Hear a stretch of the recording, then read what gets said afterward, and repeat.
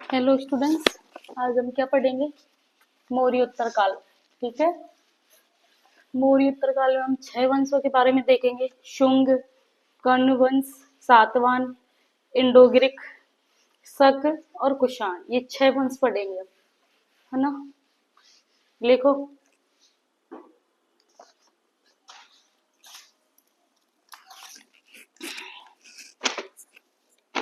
लिखो सब। Ancient history, ancient history, ancient history. इसमें पढ़ेंगे मौर्योत्तर काल, मौर्योत्तर काल, मौर्योत्तर काल। लिख लो ये, मौर्योत्तर काल। ठीक है, इसमें 6 वंश देखेंगे। 6 वंश: शुंग, कर्ण, सातवाहन,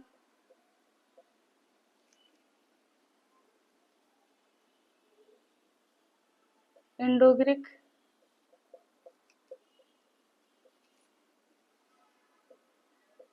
शक और कुषाण। ये 6 वंश पढ़ेंगे, है ना।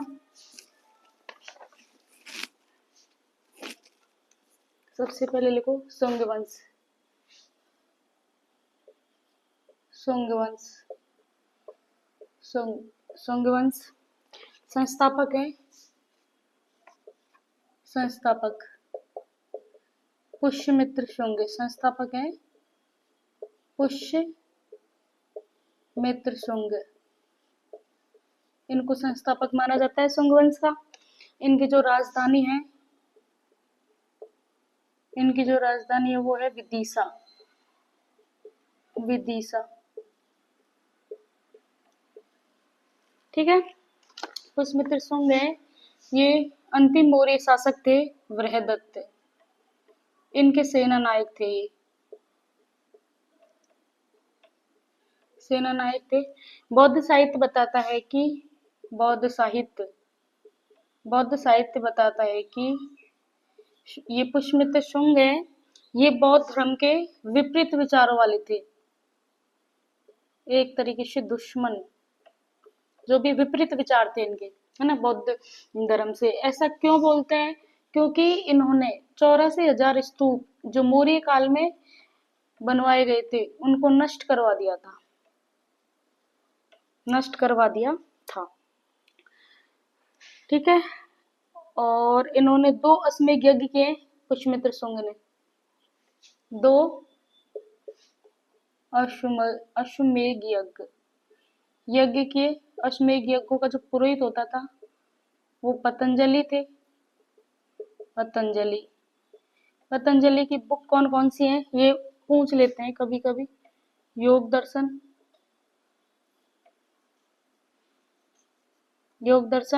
योग सूत्र और महाभाष्य। ये 3 बुक है, ये पतंजलि की है ना। और जो अश्वमेध यज्ञ, इसके बारे में जानकारी हमें धनदेव का अयोध्या अभिलेख है, अयोध्या अभिलेख, इससे भी जानकारी मिलती है। ठीक है, इनके टाइम पे, ये पुष्यमित्र शुंग के टाइम पे इंडो ग्रीक उनको यवन भी बोल सकते, यवनों ने आक्रमण किया था। पुष्यमित्र शुंग के बारे में इतना ही काफी है। ठीक है, फिर आते हैं 9वें शासक। इस वंश के, शुंग वंश के 9वें शासक हैं और वो है भागभद्र, है ना। इनके टाइम पे एक यूनानी राजदूत था, यूनानी दूत कौन था? हेलियोडोरस है, वो आया था। ठीक है, इन्होंने भागवत धर्म को स्वीकार किया, भागवत धर्म इसको स्वीकार कर लिया था। और विदिशा में वेशनगर गरुड़ स्तंभ स्थापित करवाया। ठीक है, इतना काफी है। अब लिखो देवभूति। ये शुंग वंश के अंतिम शासक हैं। चीजें इंपॉर्टेंट ही मैं करा रही हूँ।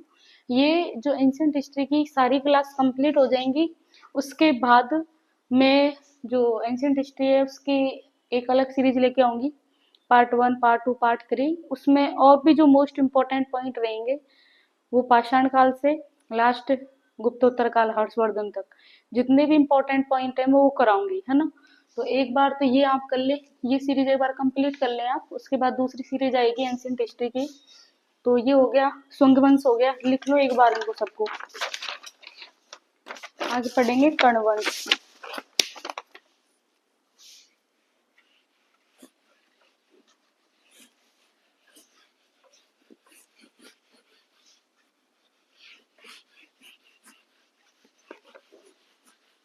कर्ण वंश के बारे में तो दो ही पॉइंट है, एक तो इसके संस्थापक कौन है और अंतिम शासक कौन है। कर्ण वंश के बारे में ज्यादा नहीं है ना।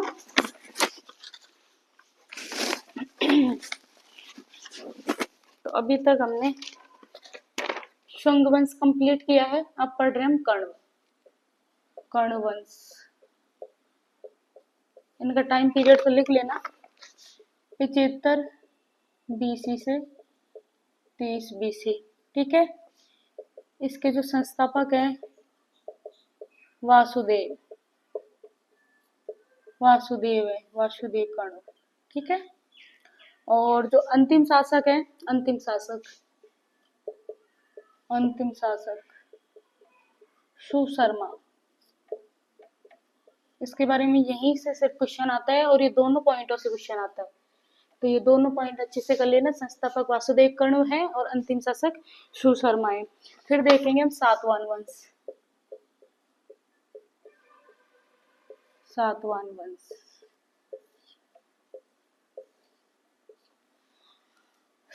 वंश, ठीक है। संस्थापक है सिमुक,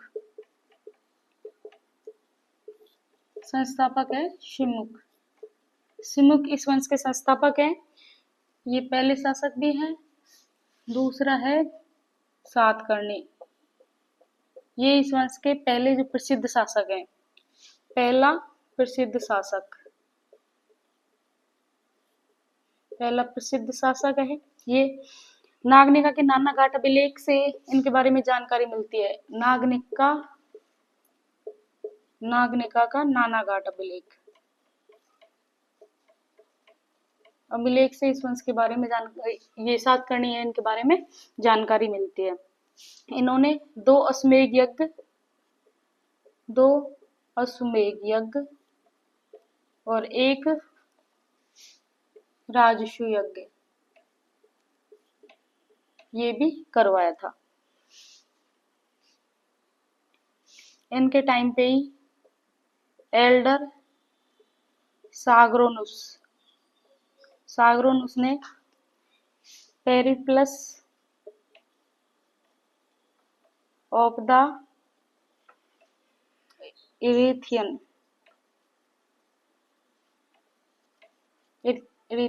बुक लिखी थी, इसकी रचना की थी, वह लिख लेना इनको। फिर आ जाते हैं थर्ड नंबर के शासक हाल है। हाल ये 17वां शासक है, ये 17वां शासक, ठीक है। इनकी जो बुक है वो है गाथा सप्तशती, ये इनकी किताब है, ठीक है। 700 प्रेम कहानियां इसमें, 700 प्रेम कहानियों का इसमें उल्लेख मिलता है। अब कुछ बुक है ना, इधर ही लिख देती हूँ। गुणाढ्य की है बृहत्कथा मंजरी। दूसरी क्षेमेंद्र की भी यही है ना, क्षेमेंद्र की भी यही है, इधर ही लिख दो, क्षेमेंद्र की भी यही है बृहत्कथा मंजरी, ठीक है। सोमदेव, देखो सोमदेव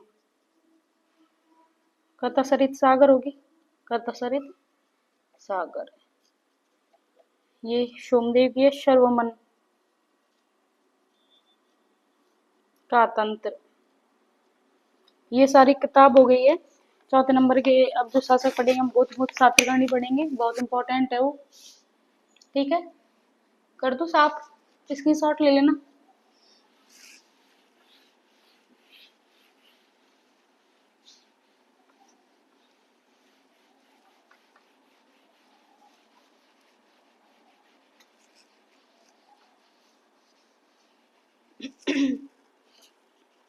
गौतमीपुत्र सातकर्णी लिखो, गौतमीपुत्र सातकर्णी।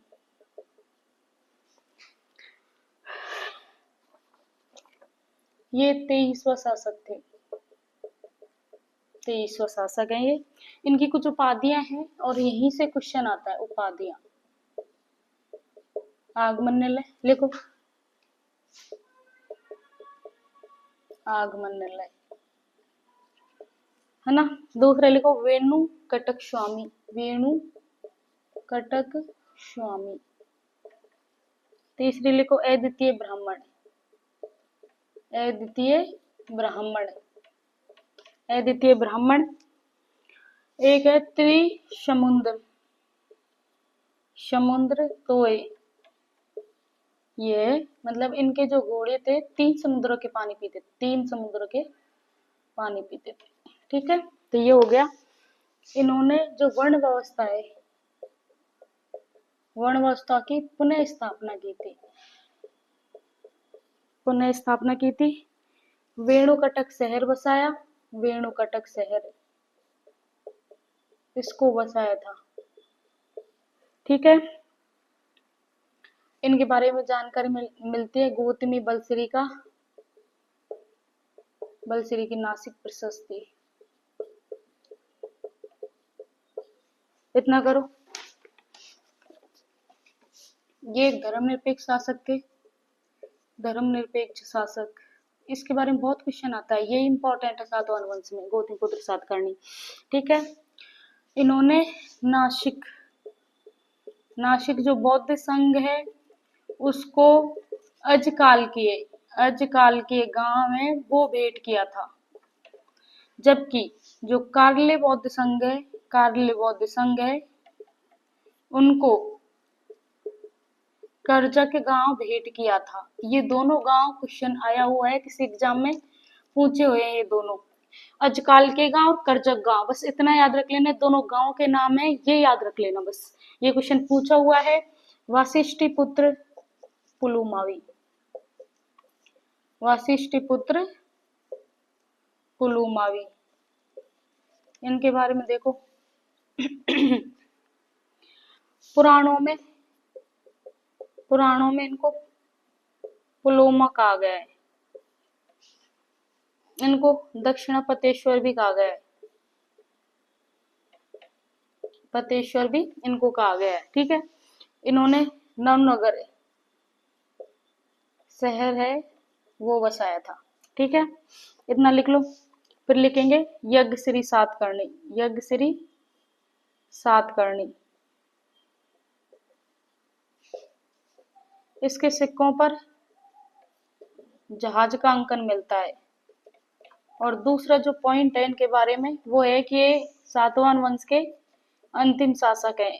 तो अंतिम शासक का नाम पूछ लेते हैं कभी कभी, यज्ञश्री सातकर्णी। अब सातवाहन वंश की जो विशेषताएं हैं वो देखेंगे, उसके बाद इंडो ग्रीक, फिर शक और फिर कुषाण, और फिर हमारी जो आज की क्लास वो कंप्लीट हो जाएगी। ठीक है, एक बार लिख लो।